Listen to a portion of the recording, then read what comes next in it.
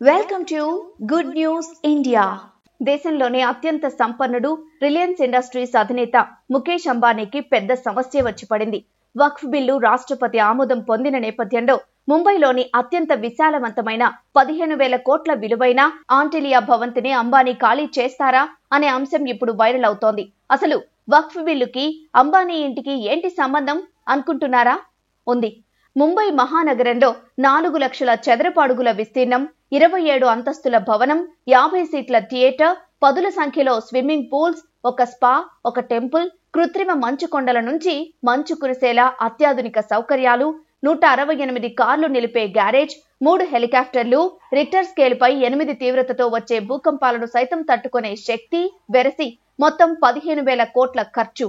అంబానీకి చెందిన ఆంటిలియా భవనం గురించి విశేషాలివి. చూస్తే కళ్ళు చెదిరిపోయే, వింటే మతిపోయే ఈ భవనాన్ని వక్ఫ్ బోర్డు భూమిలో నిర్మించినట్లు చెబుతుంటారు.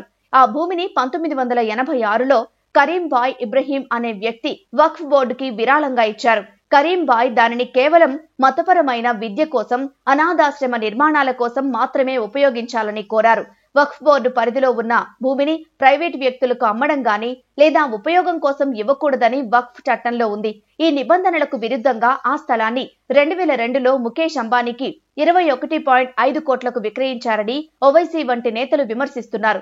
వాస్తవానికి ఈ భూమికి చట్టపరమైన సమస్యలు ఆంటిలియా నిర్మాణం చేపట్టక ముందు నుంచే ఉన్నాయి. 2006-2010 మధ్య ప్రపంచంలోనే అత్యంత ప్రసిద్ధమైన ఈ ప్రైవేటు నివాసాన్ని అంబానీ నిర్మించారు. ఈ క్రమంలో ఈ స్థల వివాదం సుప్రీంకోర్టుకు కూడా వెళ్లింది. అది ఒక్కటే కాదు, ఇలాంటి కేసులు చాలా ఉన్నాయి. ముఖేష్ అంబానీ ఇండియాలోనే రిచెస్ట్ పర్సన్ కావడంతో ఆయన పేరు హైలైట్ అయింది. ఇప్పుడు వక్ఫ్ సవరణ బిల్లుకు రాష్ట్రపతి ఆమోదం తెలపడంతో ముఖేష్ అంబానీ ఆంటిలియా భవనాన్ని ఖాళీ చేస్తారా లేదా అనే విషయంపై చర్చ కొనసాగుతోంది. మరి వక్ఫ్ ఆస్తులు పేద ముస్లింస్ కి మాత్రమే చెందాలని చెప్తున్న బీజేపీ ప్రపంచ కుబేరుని విషయంలో ఎలాంటి నిర్ణయం తీసుకుంటుంది అనేది అత్యంత ఆసక్తికరం.